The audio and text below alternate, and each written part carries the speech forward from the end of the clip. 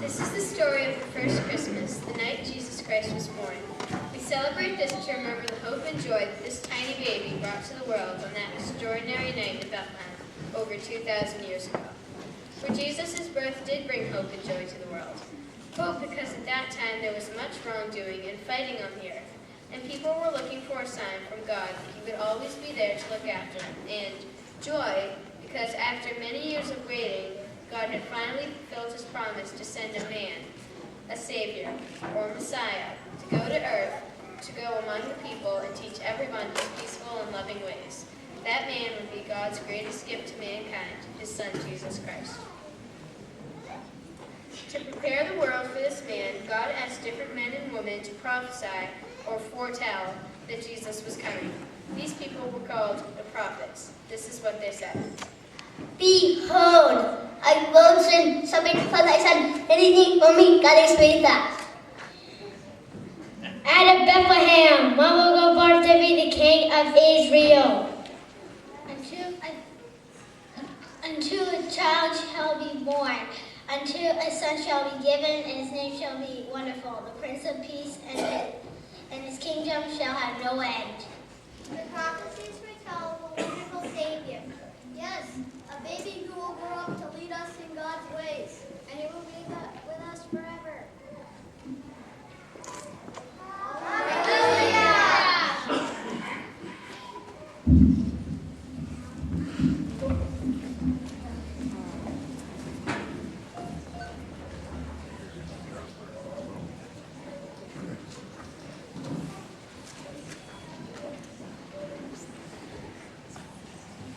Now when God was ready to give Jesus to the world, he chose a good and pure woman named Mary to be his mother.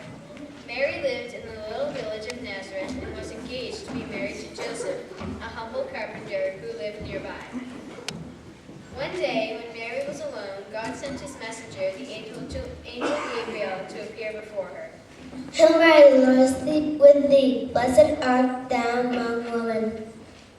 Mary was at first frightened and confused by this greeting of the angel of God. But then Gabriel told her that God had chosen her to give birth to Jesus. Fear not, Mary, for you are special in God's eyes, and behold, he has chosen you to bring forth a son, and you shall call him Jesus, and he will be called the Son of God, and his kingdom shall have no end.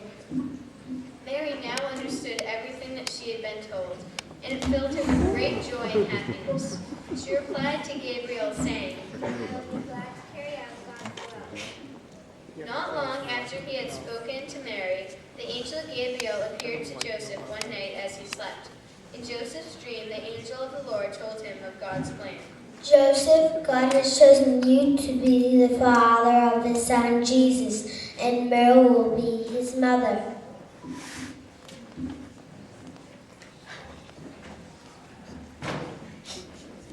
When Joseph awoke, he went to Mary with joy in his heart.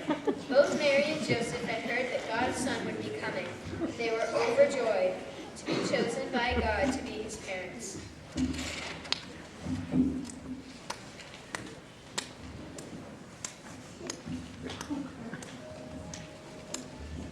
And so Mary and Joseph went back to living their quiet lives, keeping God's secret only between themselves. Now at the time, the land they lived was ruled by the Romans, who were mighty but wicked rulers of an enormous empire. The chief ruler, a man named Caesar Augustus, was mean and greedy. He wanted to tax everyone in the land to raise money for himself and the Romans, so he issued a decree.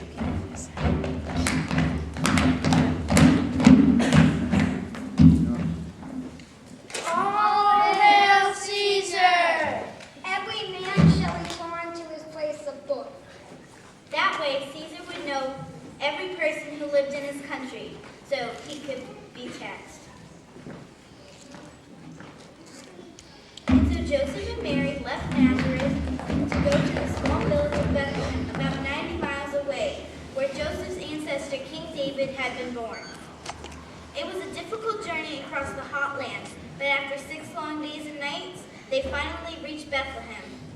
By then, Mary was very tired and about to give birth.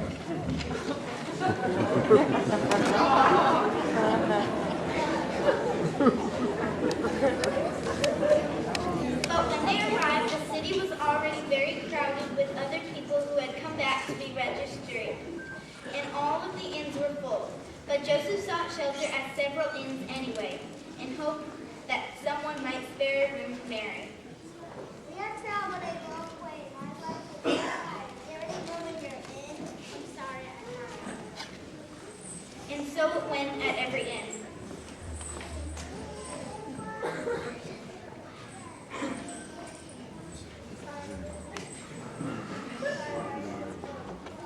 But one innkeeper looked at Mary, who was great with child, and felt sorry for her. She said,